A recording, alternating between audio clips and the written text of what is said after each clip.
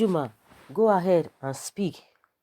The Nigerian Tribune marking its 70th anniversary is itself a historical achievement, particularly in Nigeria where business generational succession is an anathema.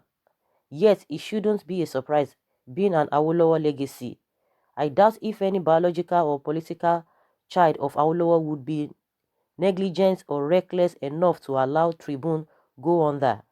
All those who have worked for the Tribune since inception must have complemented the vision of the founder and the biological children who have labored strenuously to keep the tabloid on our breakfast table ever since. Tribune is, however, not the basis of my intervention today. General T.Y. Danjuma, one of the three main dramatists personnel at the 70th anniversary, is. I also would not have made him the subject of this intervention but for the reactions that trailed his speech at the celebration. What did T.Y. Danjuma say that had not been said in respect of our nation in recent times? First, he contended the Yoruba have lost their voice. Second, that it would appear no one now cares about what is happening to the nation. And finally, that if he says what he knows to be happening to the nation today, people would lose their sleep. It is the reactions by some Yoruba leaders that got me worried. If any nationality is in any danger of physical emasculation today, it is the Yoruba people. If, however, there is a nationality that is in self-deceit and completely discounts the danger facing it, it is also the Yoruba. Or how else can we interpret the reactions of the various Yoruba leaders to a very innocuous observation by the former chief of army staff who before now had seen the country in her utter nakedness? There is always a seemingly deepening confusion amongst Nigerian elites, the confusion of the surface stemming from a seeming lack of understanding of the difference between a message and a messenger. It is as if they are conterminous. The Nigerian elites, especially the political genre, to my mind, deciphered correctly and appropriately the difference between the two. The hypocrisy is the reason I speak of a seeming confusion. There is none.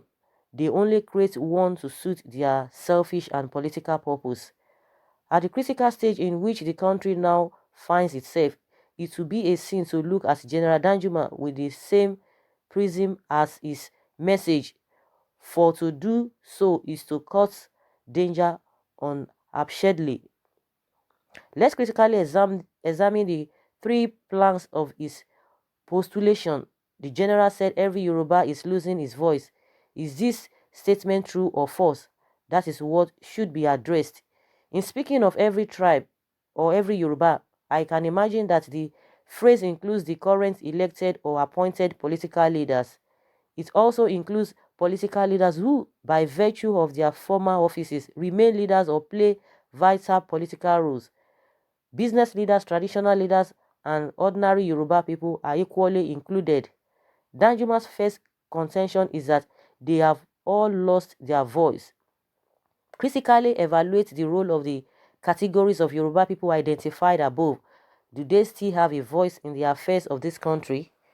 One of those who contaminated, one of those who countermanded T. White's position stated clearly that Yoruba have not lost their voice, and the other suggested the Yoruba were being set up against other Nigerians.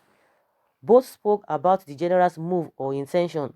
To me, the issue to ponder upon is whether the present crop of elected Yoruba officials, be they governors, senators, representatives, assemblymen, council chairmen, and councillors, have had a voice in the ongoing imbroglio. There was a time when Lagos State under Bola Tinubu came in and out of court challenging the infringement of the constitutional rights of Lagosians to create new local government areas, seeking to uphold the statutory right of Lagos over land ownership land, and, if I could recollect correctly, being a member of a collegiate of states judicially challenging the revenue sharing process. Of course, there would be a contention that Lagos state government was in opposition at that time. but that the present crops of governors and senators are no longer in opposition but in bed with the central government, one that looks them directly in the face and tells them off or treats them as would an opposition government. If we argue that Tinubu's government was then in opposition, what happened when the interests of the core North were purportedly threatened by the Jonathan government? Did Kwakwanso, along with those Barije led out of the PDP convention, not being to the central government they confronted? They acted firmly once they perceived that the interests of their people was threatened by the central government. Yoruba business leaders have never had spine nor voice in any matter that concerned their people. We are all living witnesses to their roles during the trying Abacha days.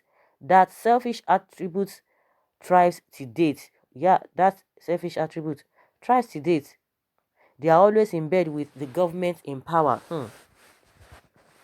Even when their clout is limited to the state or region, they are ever conscious of the need to mute their voice to protect their fiduciary interest. Can Danjuma be said to have misspoken as it relates to Yoruba traditional institutions, other than Alaafin of Oyo or Lamidi Adeyemi, who had painstakingly and consistently spoken for the Yoruba people and for all other oppressed Nigerians by advocating for constitutional restructuring of all of our country?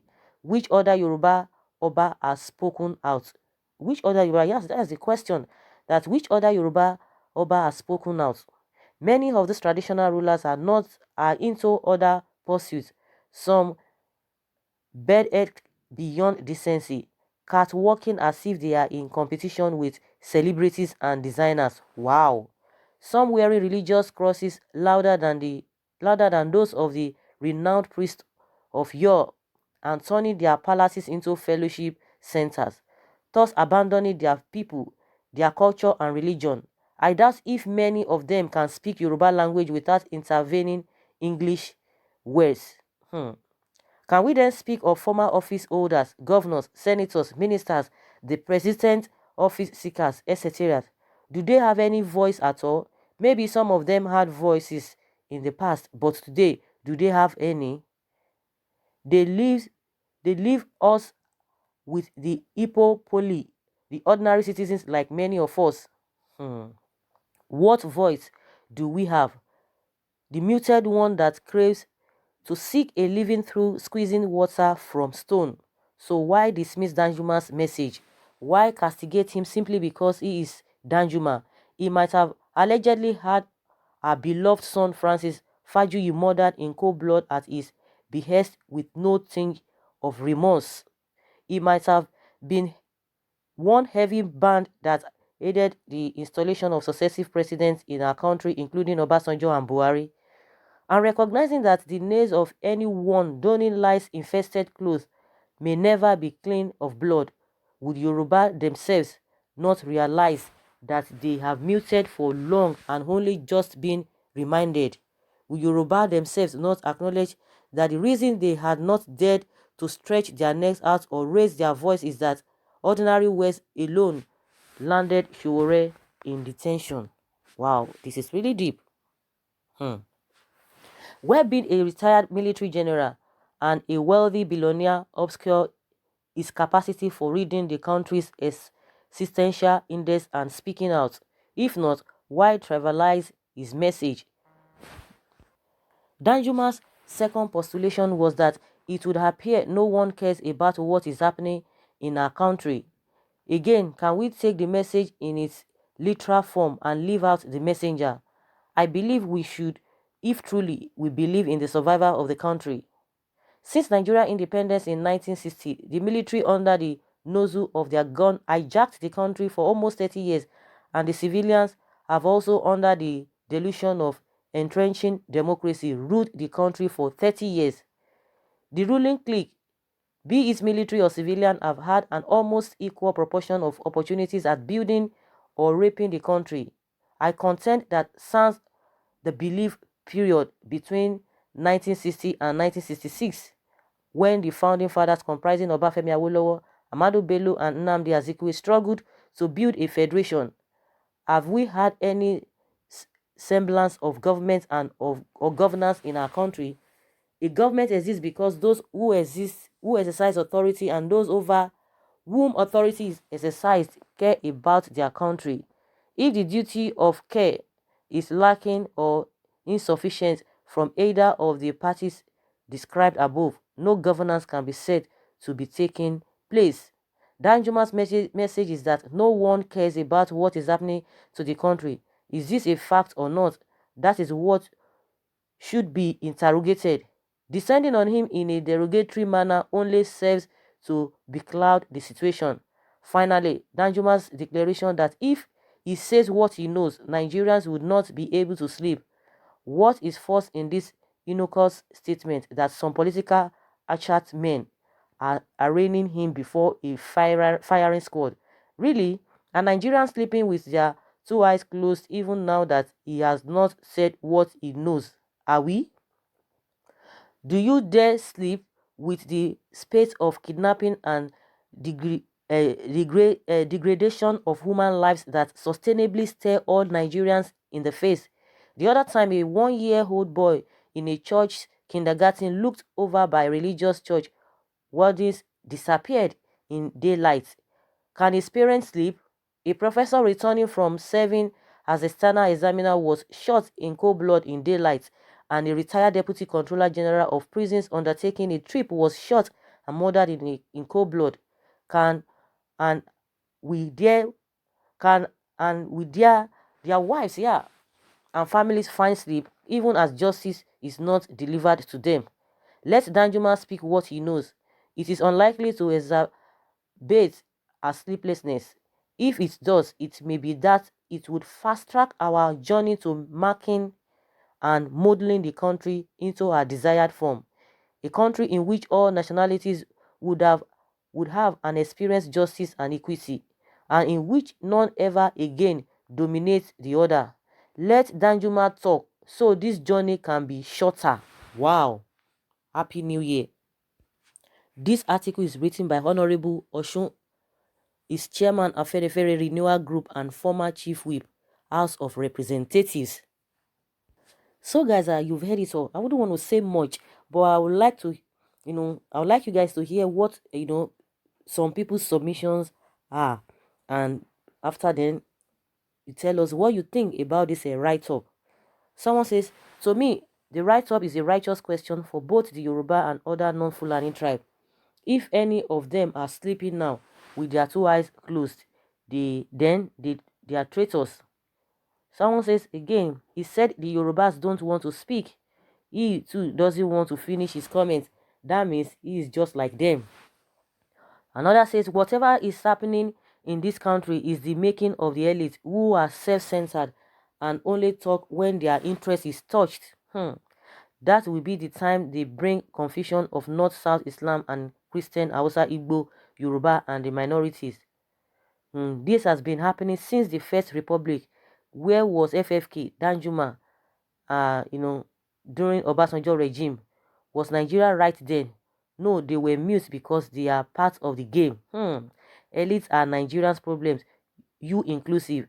Time will definitely come when Nigeria masses will come to realize this and the revolution will begin. That is what somebody is saying there, and he has a point, very, very big one. And just like somebody said recently, that when they are cultivating that habit that when you are eating, you don't talk. So once they are with the government, they don't talk. When they are not with the government, they start talking. That is what is playing out. How many of them are with the government and they are talking like people who are not in the government? Of course, even if they will say, okay, you are part of the government, it is not easy for you to come and be discrediting the government that you are part of. But there's a way you are going to pass your message. Oh, you come and tell the masses, see, we are working towards some things. We know some things are not working well, but we are still going to meet. We will go back to the drawing board. We are going to do this. We understand perfectly where things are going on with. But what do we have? No, they will tell you that things are okay, that you don't have to say anything, that you are just exaggerating a lot of things. That is their position. So when things are not going wrong, and unfortunately most of them at times they are not even closer to the people, because they have cabals. So those who you think that they are supposed to speak, they will not want to speak because they don't even know what is happening in the government. So the cabals are really hijacked. So they are just like, at the edge, just looking at what will happen, but they dare not come and say otherwise. I think that is what is really happening to majority of them. So someone say, what is Danjuma going to tell us? We continue deceiving ourselves by adoring those who at once time or the other misruled or misgoverned this nation. They all conspire against the masses and amass wealth by allocating wealth, oil wealth to themselves. You cannot fool all the people all the time. Nigeria is upside down and they are not ashamed of themselves, including our Baba Obasanjo and his cohort. That's what somebody is saying. Another says, truth is bitter. If I were TY Danjuma, I will prefer to die with what I know than to voice it out. So guys, you've heard it all. Let's hear your own take concerning all of this. Thank you very much. Bye.